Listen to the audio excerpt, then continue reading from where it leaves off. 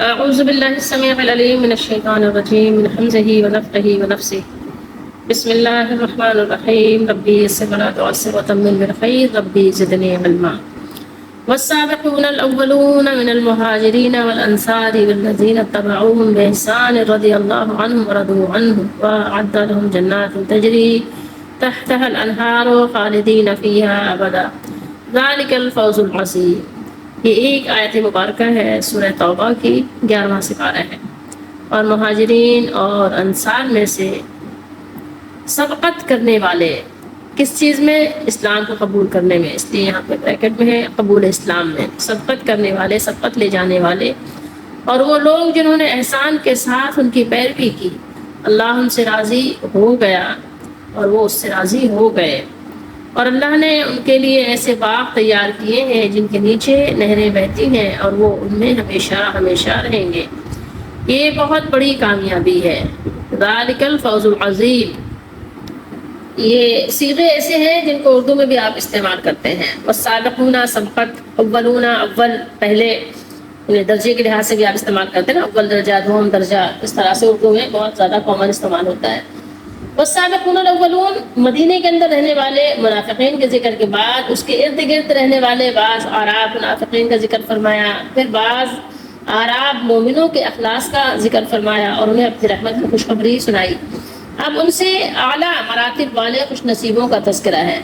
اس آیت میں نبی کریم صلی اللہ علیہ وآلہ وسلم کے زمانے کے 3 گروہوں کی تعریف فرمائی ہے۔ پہلا گروہ مہاجرین میں سے سبقت کرنے والے پہلے لوگ،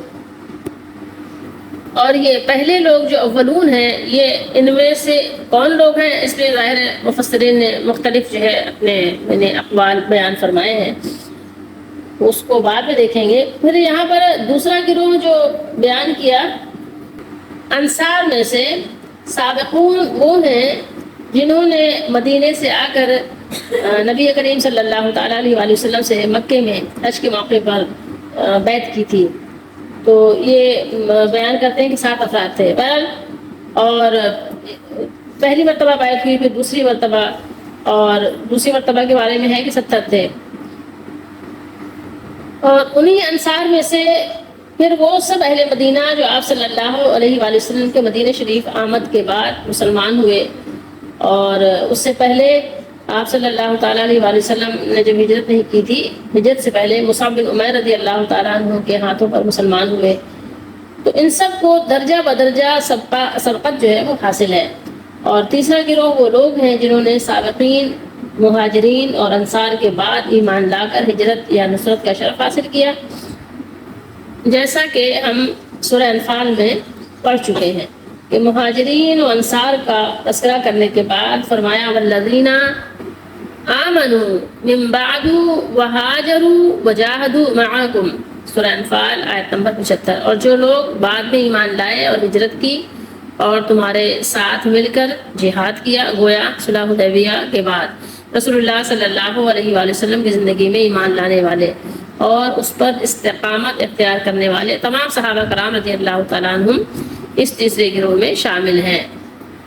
یہاں پر مہاجرین و انصار رضی اللہ تعالیٰ عنہم اور تابعین کے فضائل و مناقب اللہ تعالیٰ نے بیان فرمائے ہیں کہ وہ سب سے پہلے ایمان لانے والے مہاجرین و انصار اور نیکی کرنے والے یا نیکوکاری کے ساتھ ان کی پیروی کرنے والوں سے خوش ہے، اور وہ اپنے اللہ سے خوش ہے کہ اس نے ان کے لیے ابدی و سرمدی نعمتوں کے باغات تیار فرما رکھے ہیں۔ خالدین فیہا ابدا، وہ لوگ اس میں ہمیشہ ہمیشہ رہیں گے، ہمیشہ ہمیشہ۔ یہ کتنی بڑی یعنی اللہ تعالیٰ کی طرف سے بشارت ہے۔ دنیا میں انسان کتنا ہی بہترین عالیشان گھر بنا لے، لیکن اس کو پتہ ہے کہ یہ چھوڑ کر چلے جانا ہے، یہ گھر ہمیشہ نہیں رہے گا۔ لیکن اللہ تعالیٰ نے جنت کے لیے بار بار مومنوں کے لیے فرمایا کہ اس میں ہمیشہ رہیں گے، اور اصل کامیابی ہے بھی وہی کامیابی جس کو وہ نصیب ہو جائے۔ صحابہ کرام رضی اللہ تعالیٰ عنہ کے لیے اللہ تعالیٰ نے بیان کیا کہ ان کو وہ نصیب ہے، وہ نصیب ہو گیا۔ یہاں ان پاک ہستیوں کا جو مہاجرین ہیں اور جو انصار ہیں اللہ تعالیٰ نے ذکر فرمایا، جنہوں نے اللہ تعالیٰ کے بھیجے ہوئے پیارے رسول نبی کریم صلی اللہ تعالیٰ علیہ وآلہ وسلم کی دعوت اس وقت قبول کی جب کہ اس کو قبول کرنا ہزاروں مصیبتوں اور تکلیفوں کو دعوت دینا تھا، اس وقت اسلام کی مدد کی اور اسلام کی مدد اور اعانت کے لیے اپنے آپ کو پیش کیا جب اسلام کیا تھا؟ غریب تھا۔ آپ صلی اللہ علیہ وسلم نے فرمایا نا کہ جب اسلام آیا تو غریب تھا نا، یعنی اجنبی تھا، تو کوئی پہچانتا ہی نہیں تھا کہ اسلام کیا ہے۔ تو اللہ تعالیٰ کو اپنے ان مخلص جان باز جنہوں نے اپنی جان بازی کی، یعنی اپنی جان پیش کر دی، اور پاک باز بندوں پر ناز ہے۔ اللہ تعالیٰ خوش ہے ان لوگوں سے، بلکہ ساری انسانیت کو ان پر فخر ہے کہ کیسے لوگ تھے وہ، زمین پر وہ کیسے لوگ تھے، حالانکہ وہ نبی نہیں تھے، سوچئے نبی کی صحبت میں تھے، جنہوں نے حق کو محض حق کے لیے قبول کیا۔ سوچئے کوئی اور غرض تھی ہی نہیں، کوئی اور مقصد تھا ہی نہیں، بس مقصد کیا تھا؟ سامنے ایک بڑا مقصد تھا جس کو انہوں نے اچیو کیا، اور اس کو فروغ دینے اور مرتبہ کمال تک پہنچانے کے لیے اپنا سب کچھ قربان کر دیا، یہاں تک کہ اپنے وطن کو بھی چھوڑ دیا۔ اب آپ سوچئے کہ انہوں نے اپنے وطن چھوڑ دیے تو اللہ تعالیٰ نے ان کو جو اصلی وطن تھا جنت، ان کو ہمیشہ کے لیے اللہ نے عطا کر دیا۔ انہوں نے اپنے وطن چھوڑے۔ اپنا وطن چھوڑنا، دیکھیں، ایک تو اپنی خوشی سے چھوڑنا، کسی غرض اور کسی وجہ سے چھوڑنا، وہ تو پھر آسان ہو جاتا ہے، لیکن ایک اللہ کے لیے چھوڑنا کہ سب کچھ صحیح ہے، ٹھیک ٹھاک ہے، خوش باش زندگی گزر رہی ہے، لیکن پھر بھی اللہ کے لیے چھوڑ دینا، اللہ تعالیٰ کے لیے اپنے گھر والوں کو جو اللہ کو نہ مانے ان کو دشمن سمجھ لینا۔ سوچیں تھوڑی دیر کے لیے کہ یہ کتنی بڑی بات تھی کہ اپنے وطن بھی چھوڑے اور اپنے خونی رشتے جو تھے ان کو بھی توڑ تاڑ ڈالے، ٹھیک ہے، ان کو بھی ایک طرف کر دیے، اپنے سر کٹائے۔ قرآن بتاتا ہے، قرآن بیان کرتا ہے کہ اللہ تعالیٰ اپنے ان مخلص جانباز اور پاک باز بندوں پر راضی ہو گیا ہے۔ کیا فرمایا اللہ تعالیٰ نے؟ اللہ نے فرمایا رضی اللہ عنہم، رضی اللہ عنہم، اللہ تعالیٰ راضی ہو گیا ہے ان سب سے، اللہ تعالیٰ ان سب سے راضی ہو چکا، راضی ہو گئے اللہ تعالیٰ۔ وَرَضُوا عَنْهُ، اور وہ سارے بھی کس سے راضی ہیں؟ وہ سب بھی اپنے مالک سے راضی ہیں، راضی برضا ہیں۔ تو یہاں اللہ نے بیان کیا کہ وہ سب جو صحابہ کرام کی جماعت ہے، اللہ ان سب سے راضی ہے، اللہ راضی ہو چکا، اور اس کے ان بندوں نے جب دیکھا کہ ان کے رب کریم نے ان کی ان قربانیوں کو شرف قبول عطا فرمایا ہے، تو وہ اس کی شان بندہ پروری اور ذرہ نوازی کو دیکھ کر راضی ہو گئے۔ سبحان اللہ، کیا بات ہے! اللہ تعالیٰ نے جنت کی ابدی نعمتوں سے بھی انہیں سرفراز فرمایا، اور صرف یہی نہیں کہ وہ خود ہی اس دولت سے خوشنود ہوئے، بلکہ قیامت تک جو بھی خلوص و دیانت سے ان کی پیروی کرے گا، ان کے پیچھے ان کے نقش قدم پر چلے گا، وہ بھی عنایات ربانی کا مستحق ہوگا۔ والذین تبعوہم بإحسان، دیکھیے یہاں پر کیا بات بیان ہوئی ہے، اور وہ لوگ جنہوں نے احسان کے ساتھ ان کی پیروی کی، احسان کے ساتھ، خلوص کے ساتھ ان کے پیچھے اتباع ان کی، ان کے پیچھے چلے، صحابہ کرام کے پیچھے چلے، ان کے نقش قدم پر چلے، تو وہ سب بھی اس میں شامل ہیں۔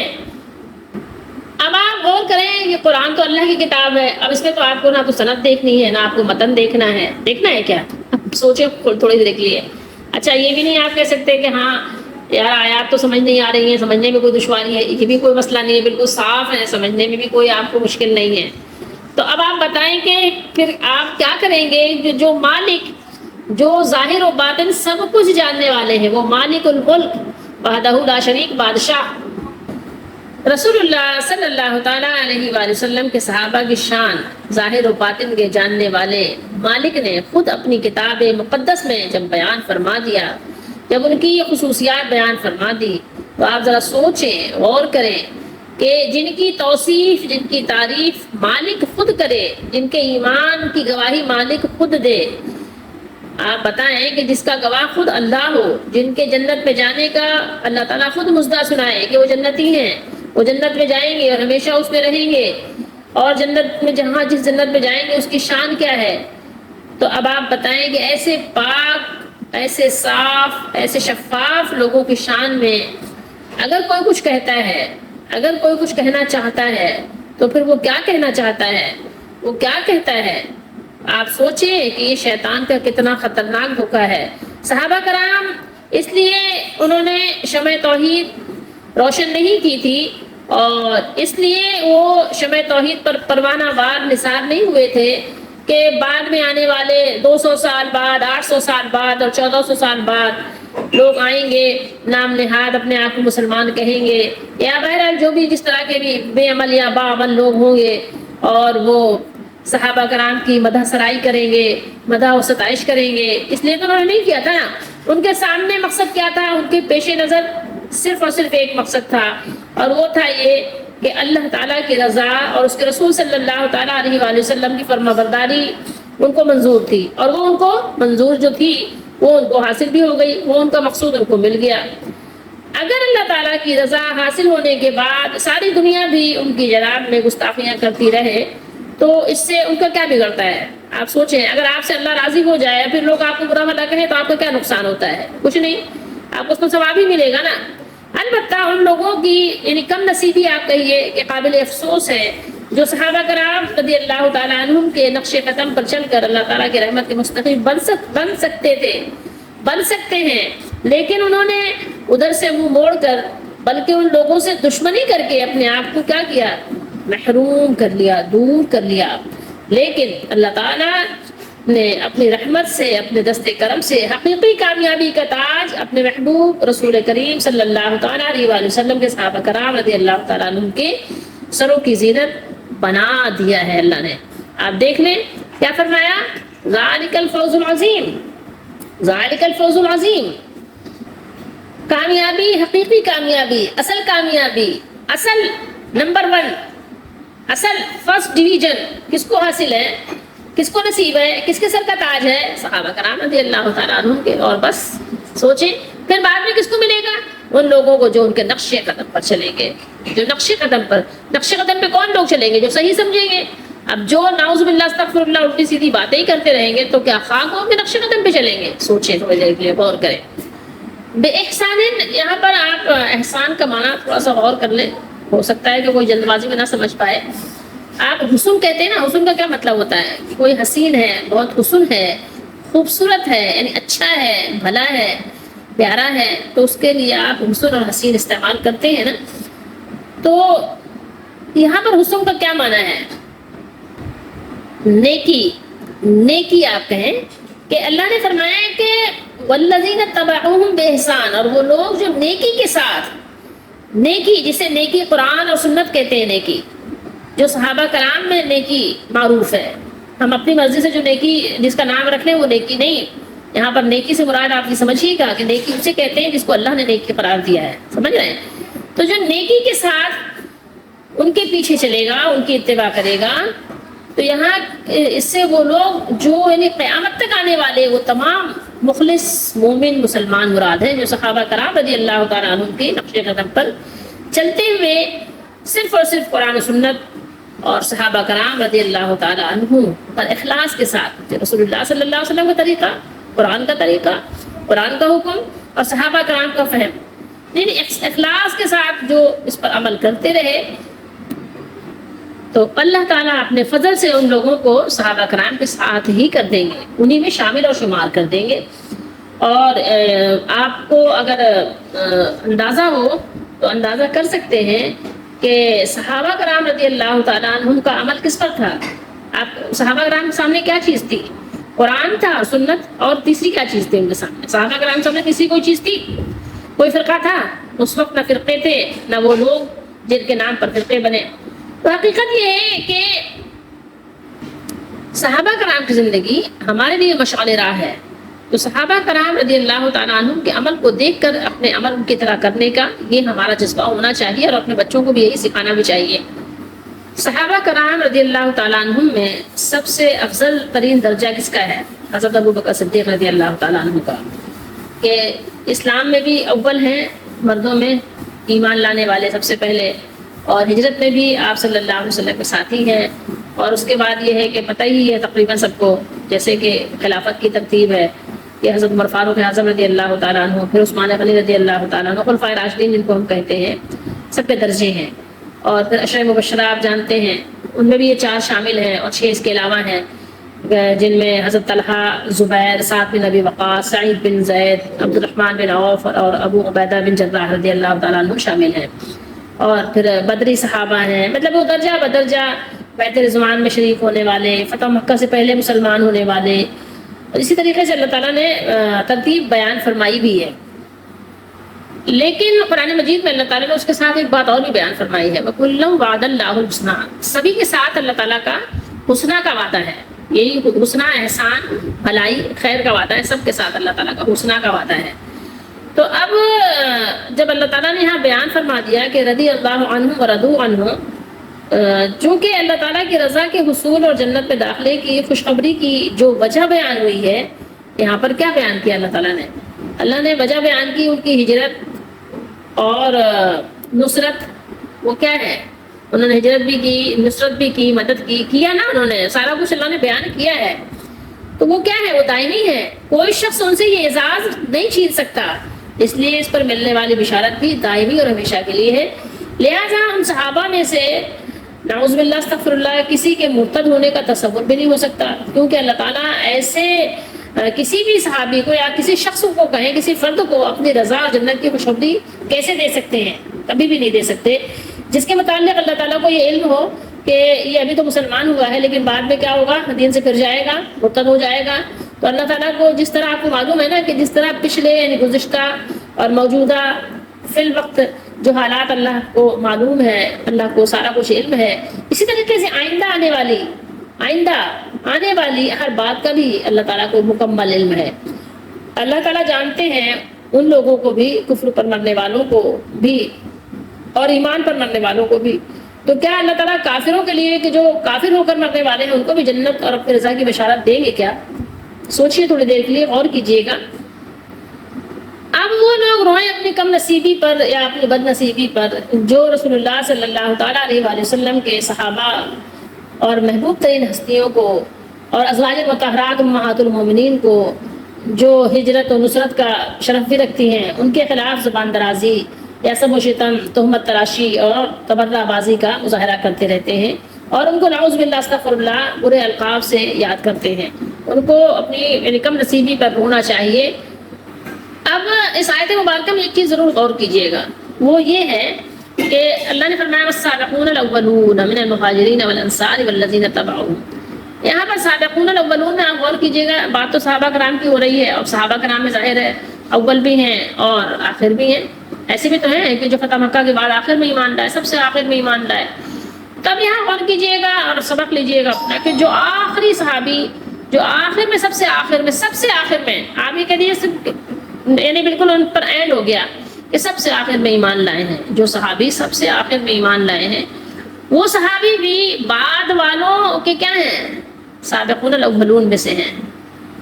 بعد میں آنے والے وہ بعد والے تابعین ہو یا ہم ہو، آپ غور کیجیے، ہمارے لیے تو وہ اول ہی ہے نا، ہم سے تو پہلے ہی ایمان لانے والے ہیں نا۔ سوچئے نا، نبی کو دیکھ کر ایمان لانے والے، ہم تو ویسے بھی ظاہر ہے بس مسلمانوں کے گھر پیدا ہو گئے، وہ تو ایمان لائے ہیں، باقاعدہ ایمان قبول کیا ہے، حق کو قبول کیا ہے، انہوں نے حق کو پہچان کر نبی کو دیکھ کر نبی کی تصدیق کی ہے۔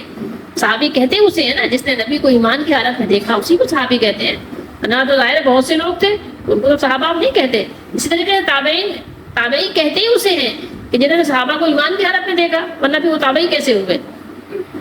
تو اب ہمارے لیے بات یہی ہے کہ تمام صحابہ کرام سب کے سب سابقین اولین ہی ہیں، کیونکہ ان کا ایمان باقی امت سے اول اور سابق ہے۔ اور ایک چیز یہاں اور بھی نوٹ کرنے کی ہے، وہ یہ ہے کہ جب اللہ تعالیٰ نے صحابہ کرام کا ذکر کیا، سابقون الاولین اور مہاجرین کا ذکر فرمایا، تو اللہ تعالیٰ نے یہاں کوئی شرط نہیں لگائی، بغیر کسی قید اور بغیر کسی شرط کے سب کو اللہ تعالیٰ نے فرمایا کہ اللہ تعالیٰ ان سب سے راضی ہوا، رضی اللہ عنہم ورضوا عنہ۔ ٹھیک ہے، آپ غور کریں تو صحابہ کرام میں تو یعنی بغیر کسی شرط کے اللہ تعالیٰ نے رضوان الہی سے ان کو سرفراز فرمایا ہے، لیکن جب بات آئی اتباع بِإِحْسَان وَاتَّبَعُوهُمْ بِإِحْسَان کی، تو یہاں پر کیا ہے؟ یہاں شرط لگائی گئی ہے، کس چیز کی؟ اتباع بِإِحْسَان کی شرط لگائی گئی ہے۔ آپ کو معلوم ہونا چاہیے کہ جب تک کہ یعنی احسان نہیں پایا جائے گا ہمارے عمل میں، ہم ان کے ساتھ نہیں ہو سکتے۔ یہ 27ویں سپارے میں سورہ حدید ہے، اور یہاں پر اللہ تعالیٰ نے ارشاد فرمایا لا يستوي منكم من انفق من قبل الفتح وقاتل اولئک اعظم درجة من الذین انفقوا من بعد وقاتلوا وكلا وعد اللہ الحسنى واللہ بما تعملون خبیر۔ یہ آیت نمبر 10 ہے۔ یہاں دیکھیے احمد رضا کا ترجمہ ہے، اللہ تعالیٰ نے ارشاد فرمایا تم میں برابر نہیں، لا يستوي منکم، تم میں سے برابر نہیں ہے وہ جنہوں نے من انفقا، جنہوں نے فتح مکہ سے قبل خرچ کیا، من قبل الفتح، جو فتح ہوئی ہے مکے کی اس سے پہلے جن لوگوں نے خرچ کیا ہے اور جہاد کیا ہے اور قتال کیا ہے، وہ مرتبے میں ان سے بڑے ہیں، ان کا درجہ جو ہے وہ اعظم ہے۔ اللہ نے فرمایا اعظم و درجۃ، جنہوں نے بعد فتح کے خرچ اور جہاد کیا، یعنی فتح مکہ فتح ہونے کے بعد بھی انہوں نے کیا کیا؟ خرچ بھی کیا، جہاد بھی کیا، قتال بھی کیا، ٹھیک ہے، انفقوا اور من بعد وقاتلوا، اور ان سب سے اللہ نے حسنہ کا وعدہ کیا ہے۔ حسنہ کیا ہے؟ حسنہ اصل میں تو جنت ہی ہے نا، کہ آپ کے جو نتیجہ جو برآمد ہوگا آپ کے عمل کے سبب، تو آپ کو جنت ہی ملے گی، وہیں آپ کا جو ہے اللہ تعالیٰ کہیں یہ اجر پورا فرمائیں گے، آپ کے ساتھ حسنہ کا اللہ نے وعدہ کیا ہے۔ تو اللہ تعالیٰ نے فرمایا کہ وَكُلًّا وَعَدَ اللَّهُ الْحُسْنَىٰ، کل سے کلی طور پر اللہ تعالیٰ نے سب سے بھلائی کا وعدہ کیا، اور اللہ کو تمہارے کاموں کی خبر بھی ہے۔ سمجھ رہے بات کو؟ یہ بات سمجھنے کی بہت زیادہ ضرورت ہے کہ جو لوگ بہت سی باتیں کرتے ہیں، الٹی سیدھی بکواس کرتے ہیں بعد والوں پر، ان کو سوچنا چاہیے، سوچنے کی بات ان کے لیے ہے کہ یہ تو وہ کیٹیگری ہے جن سے بھلائی کا وعدہ ہو چکا ہے۔ آپ اپنے لیے سوچئے کہ آپ کس کیٹیگری میں آتے ہو۔ آپ کو تو پتہ بھی کچھ نہیں ہے کہ آپ کا ایمان بھی اس لائق ہے، اس درجے کا ہے، قبول ہے نہیں ہے، آپ کو تو مجھے اپنا پتہ ہی نہیں ہے۔ اپنی خبر لینے کے بجائے آپ ڈائریکٹ کہاں حملہ کرتے ہو؟ رسول اللہ صلی اللہ علیہ وسلم کے صحابہ پر حملہ کر دیتے ہو، اپنا کچھ عطا پتہ نہیں ہے کہ بھی کیا تمہارے ساتھ ہونے والا ہے۔ تو آپ غور کریں کہ جب اللہ تعالیٰ نے وضاحت کے ساتھ صاف طور پر سورہ حدید میں بیان کر دیا کہ صحابہ کرام اولین ہو یا آخرین، سب سے اللہ تعالیٰ نے حسنہ کا وعدہ فرما لیا ہے، تو اب آپ لوگ کون ہوتے ہو انگلی اٹھانے والے؟ اپنی خبر گیری کرو۔ آپ کے بارے میں تو شک ہے کہ جب تک کہ آپ کا عمل، آپ کی اتباع احسان کے ساتھ نہیں ہوگی، ابھی آپ کو وہ سرٹیفکیٹ نہیں ملے گا۔ تو آپ تو ابھی بیچ میں ادھڑ میں ہو، ابھی تو آپ ادھڑ میں لٹک رہے ہو۔ اپنی فکر کرنے کے بجائے صحابہ کرام کے اوپر باتیں کرنا بہت ہی دکھ کی بات ہے، اور بہت ہی بے شعوری، کم عقلی کی بھی بات ہے۔ اس کے ساتھ ساتھ بہت ہی بے شعور، بہت ہی کم عقل لوگ ہیں جو اپنی فکر چھوڑ کر وہ صحابہ کرام کے متعلق الٹی سیدھی باتیں کریں۔ اللہ کے نبی صلی اللہ علیہ وسلم فرمایا بھی کہ بعد میں آنے والے کریں گے، پہلے والوں پہ تان و تشنی کریں گے، اور آپ نے باقاعدہ منع بھی فرمایا کہ میرے صحابہ کو یعنی برا بھلا مت کہنا، لیکن بس لوگ ہیں کہ ظاہر ہے شیطان کے بہکاوے میں آ کر اور بس کر رہے منمانی، سمجھتے ہی نہیں بات کو۔ نوید آسمانی نور برساتی ہے دنیا میں، خوشی ہر سو قریب و دور پھیلاتی ہے دنیا میں۔ نوید آسمانی نور برساتی ہے دنیا میں، خوشی ہر سو قریب و دور پھیلاتی ہے دنیا میں۔